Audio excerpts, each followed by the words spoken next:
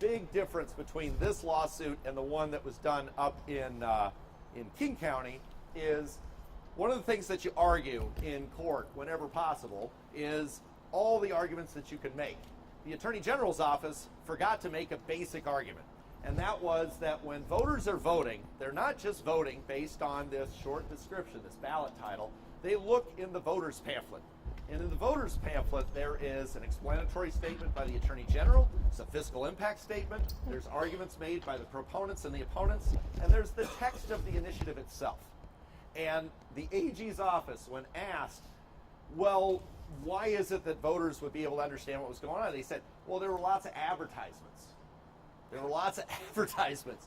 It is totally legally irrelevant whether or not there were advertisements on the case. What's relevant is what the voter had access to, and they had access to a voter's pamphlet. And in the voter's pamphlet, there was tons of information about what the initiative would do. Our opponents would say all the death and destruction and end of Western civilization would occur if you vote for this. Voters had all that information, and they voted yes anyway. Just because the other side doesn't like it doesn't mean that it wasn't a valid vote.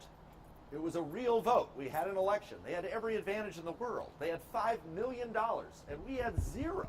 And yet, we, the voters, decided this is what we want.